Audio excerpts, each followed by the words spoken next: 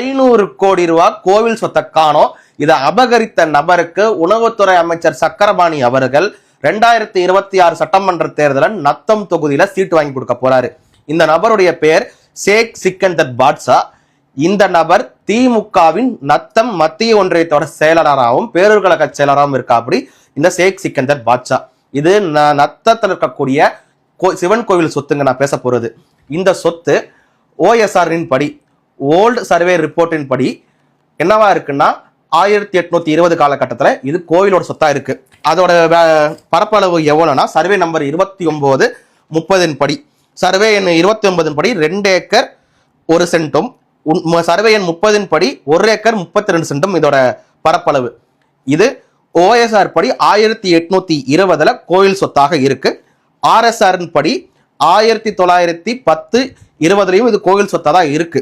ஆனா UTR update ரிஜிஸ்டர்ல போய் check பண்ணி பார்த்தோம்னா இந்த கோவிலுடைய சொத்து இந்த ஷேக் சிக்கந்தர் பாட்ஷா கிட்ட இருக்கு.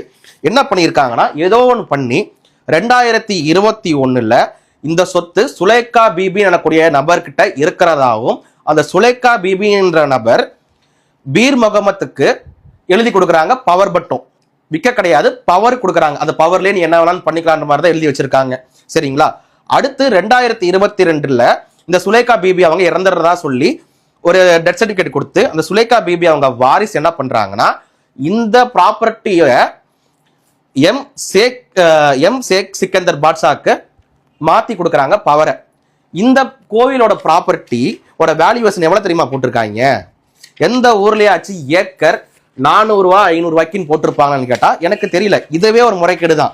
அடுத்து இந்த ஷேக் சிக்கந்தர் பாட்ஷா 2022 அவருக்கு மேல ரெஜிஸ்டர் பண்ணப்பட்ட ரெஜிஸ்ட்ரேஷன் அப்போ எடுத்த போட்டோ இது. நல்லா பார்த்துக்கோங்க.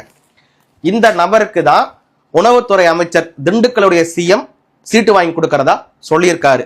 2021-22 HRNC அதாவது இந்து சமய அறநிலைத்துறை அமைச்சரா யார் இருந்தா? சேகர் பாபு தானே. இல்ல சேகர் பாபு தலையிட்டாரா? தெரியல.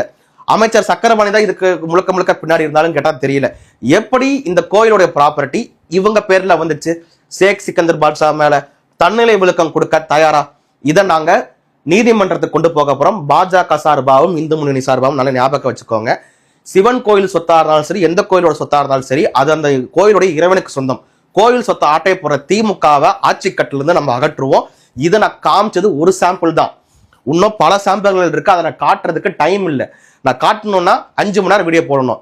இந்த டாக்குமெண்ட் உங்களுக்கு வேணா நீங்க டிஎம் பண்ணுங்க, நான் உங்களுக்கு பிடிஎஃப் அனுப்ப ட்ரை பண்றேன். அப்படி இல்லைன்னா முக்கியமான நபர்கள் யாராச்சும் கேட்டீங்கன்னா நீங்க கேஸ் போட போறேன் அப்படின்னு நீங்க கேட்டீங்கன்னா உங்களுக்கு நான் கொரியர் பண்ணி விடுறேன்.